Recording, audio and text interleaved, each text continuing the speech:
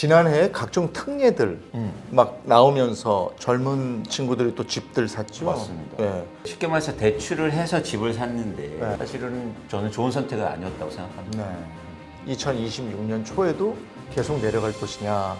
이게 이제 또 관건이거든요. 그건 하반기에 따라서 달라질 것 같아요.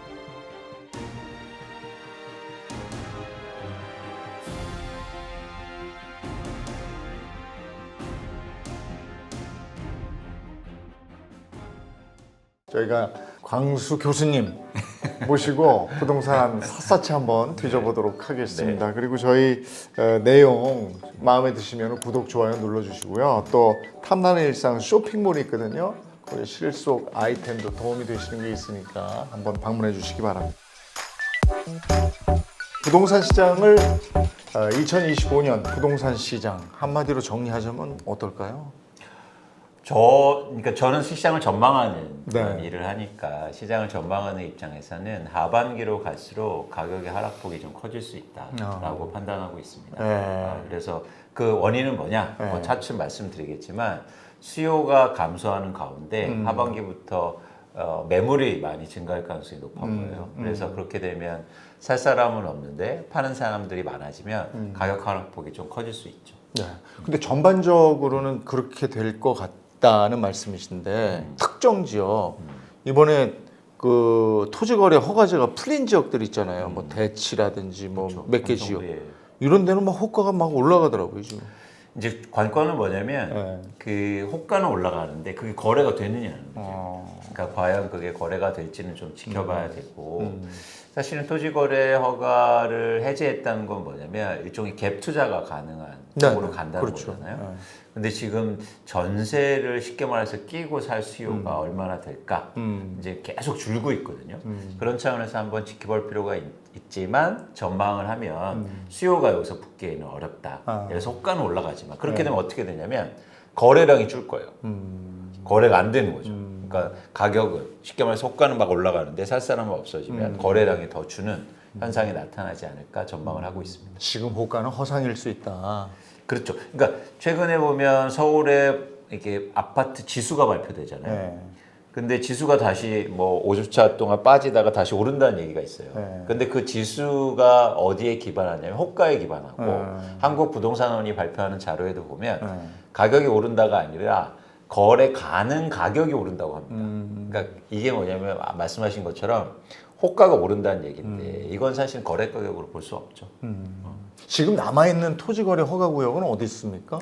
대표적으로 압구정, 여의도 네. 이런 지역, 재건축 지역. 우리가 부동산 얘기할 때 그 전반적으로 좀 살펴볼 데이터, 자료 이런 건 뭐예요?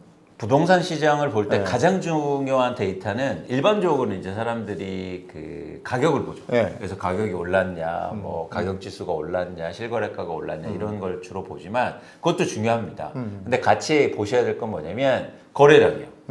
그래서 거래량을 같이 보시면서 제가 말씀드린 것처럼 이 가격이 과연 시장에서 거래되고 있는 가격인가? 그건 거래가 돼야 되지 않습니까? 네. 그래서 거래량도 같이 보시는 게 굉장히 중요합니다. 지난 연말에 집을 좀 살려고 덤벼봤던 분들은 느끼셨겠지만 대출 참 안 됐거든요. 연말에 대출이 거의 다 막혔는데 그때 은행들이 내년 되면 2025년 초가 되면 다시 그 대출이 뚫리니까 그때 생각하세요 했는데 실질적으로 그러면은 2025년 연초에 집이 좀 매매가 됐습니까? 그렇지 않습니다. 그러니까 무슨 얘기냐면 대출 때문에 수요가 증가하는 건 아니고 제일 먼저 이렇게 바뀌어야 될 건 뭐냐면 사람들의 마음이거든요. 예를 들어서 대출이 증가한다고 해서 집 살 사람이 갑자기 증가하진 않고 먼저 내가 집을 사야지 마음을 먹어야 은행에 가는 거 아닙니까? 네. 그런 차원에서는 사실은 사람들의 심리가 되게 중요한데 심리가 아직 살아나고 있지는 않는 거죠. 그래서 1월 달에 가계대출, 주택담보대출이 소폭 증가하긴 했지만 그건 뭐 일반적인 현상이라고 보고 있고요. 이게 지속적으로 증가하면서 수요를 예를 들어서 견인할 가능성은 좀 낮아 보입니다. 지난해에 각종 특례들 막 나오면서 젊은 친구들이 또 집들 샀죠. 맞습니다. 네. 잘 산 거예요? 어떻게 된 거예요? 그게 좀 안타까운 측면이 있는 게 쉽게 말해서 대출을 해서 집을 샀는데 그런 아파트 가격만 보면 뭐 예를 들어서 다시 올랐다가 하락하는 지역이 많아지고 있거든요. 그러니까 그 결과로만 보면 그렇게 썩 좋은 선택은 아니었다라고 판단하는 거죠. 그래서 중요한 건 뭐냐면 말씀드리지만 대출을 해준다가 아니라 대출을 해주는 집 가격이 아파트 가격이 적정한가 지금의 시장은 내 집 마련하기 좋은 시점인가가 사실은 더 중요한 판단 기준인데 많은 분들이 대출해준대 그럼 빨리 집 살 때야 라고 얘기하니까 부안해동에서 막 집을 사는 분위기가 있었는데 사실은 저는 좋은 선택은 아니었다고 생각합니다. 네. 올해 부동산 시장은 상고하저 얘기가 있던데 동의하십니까? 상고하죠요. 예. 그러니까 지금이죠. 앞부분에는 좀 이렇게 오르고 뒤로 갈수록 떨어질 것이다. 이런 예측이요. 근데 일반적인 그 대부분의 견해는 상저하고예요. 뒤에 오른다? 네. 아. 네, 네. 그런데 제가 전망하는데 상반기에는 거래가 안 되고 그러니까 뭐 하락폭이 크지 않을 네. 것 같고 하반기로 갈수록 하락폭이 더 커지지 않을까 생각하고 있습니다. 하락 흐름이다. 이렇게 보시는 거네요. 그러니까. 그렇죠. 예. 그 근거는 있습니다. 아까도 말씀드렸듯이 일단 지금은 수요가 감소하고 있거든요. 그 수요가 감소하고 있는 근거는 뭐냐면 거래량이 줄어들기 때문이에요.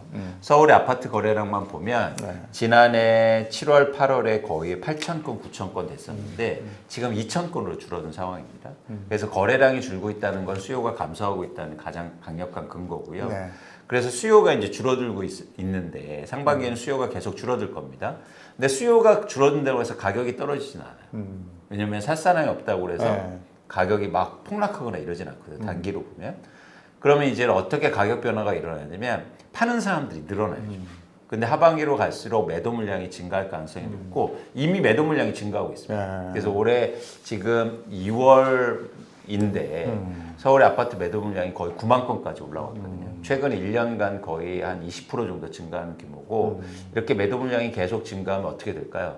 안 팔리는 아파트가 많아지면서 금매물 계속 나오겠죠. 그렇죠. 그리고 가격을 이제 낮춰야겠죠. 낮춰줘야죠. 네. 그런 현상들이 하반기로 갈수록 좀 더 강화되지 않을까 아. 그렇게 생각합니다. 그러면 지금 시점에서는 집을 사려고 했던 분들은 조금 더 기다려 봐야 될 것 같은데 네. 올해만 놓고 봤을 때는 고점에서 이렇게 쭉 하락하는 추세다. 그럼 그게 다음 장으로 넘어간다면 2026년 초에도 계속 내려갈 것이냐. 이게 이제 또 관건이거든요. 그건 하반기에 따라서 달라질 것 같아요. 그러니까 하반기에 어쩌면 두 가지 변화가 있으면 예를 들어서 하락폭이 큰데 거래량이 다시 증가하잖아요. 그러면 2026년도부터는 다시 오를 수 있습니다. 그래서 가격의 하락폭과 다시 거래량을 봐야겠죠. 그래서 사실 저희가 어떤 그 전망을 할 때는 이게 항상 바뀔 수 있거든요. 그렇다고 해서 제가 의견을 바꾼다는 말씀을 드리는 건 아니고 그때의 조건이나 상황의 변화를 봐야죠. 그래서 예를 들어서 가격이 하락하는데 거래량이 증가하면 2026년도에는 가격이 올라갈 가능성이 높고요. 네. 반면에 하반기에 가격이 떨어지는데도 거래가 안 돼요. 그 얘기는 뭐냐면 더 떨어진다는 얘기거든요. 그러면 2026년도에도 가격 하락이 지속될 가능성이 높아 보입니다. 그걸 잘 보셔야 되겠습니다. 그러니까 이게 집값이 적정가까지 떨어졌느냐를 보는 거니까 이를테면 저 커피를 지금 4,000원인데 10,000원에 팔면 안 마시다가 4,000원 언저리 오면 마시기 시작하는 거고. 너무 좋은 말씀 하셨어요. 왜냐하면 특히 부동산은 사용 가치가 있어요. 네. 그래서 적정한 수준으로 떨어지면 반드시 수요가 들어옵니다. 예. 그러니까 주식하고는 달라요. 그러니까 주식은 사용 가치가 없기 때문에 떨어져도 계속 빠질 수 있거든요. 근데 부동산은 그 적정한 수준까지 떨어지면 그러면 실제로 사용하려는 수요가 들어와서 일종의 거래가 된다는 거죠. 근데 여기서 중요한 조건이 있습니다. 뭐냐면 그 적정한 가격이라는 게 20% 떨어진 거냐, 30% 떨어진 거냐, 40% 떨어진 거는 몰라요. 그런데 그래서 우리가 거래량을 보는 겁니다. 그래서 20% 떨어졌는데 거래량이 증가하면 사실 그게 사실 적정한 가격이고 반면에 30% 떨어지는데도 거래량이 증가하지 않으면 더 떨어진다는 얘기거든요. 근데 우리 같은 아마추어가 볼 때는 반짝 수요라는 게 있어가지고요. 그래서 혼동하시면 안 돼요. 네. 그러니까 추세적인 현상을 보셔야 돼요. 그러니까 일시적으로 해서 정부가 막 떨어지면 막 규제도 풀고 막 대출도 해준다고 해서 일시적으로 시장에 변화가 일어나잖아요. 그런 일시적인 변화냐 아니면 추세적인 변화냐를 구분해서 보실 필요가 있는 거죠. 작년인가 언제 그래서 사람들이 오르나 봐 이래가지고 막 달려든 분들이 있었어요. 맞습니다. 네. 그게 대표적으로 2024년 7, 8, 9월 달에 일어난 그 여름이었구나. 네. 네, 맞습니다. 자, 오늘 이광수 명지대 교수님이자 광순의 복덕방 대표님과 부동산 전반에 대해서 한번 쭉 훑어봤습니다. 덤벼보세요. 고맙습니다. 고맙습니다.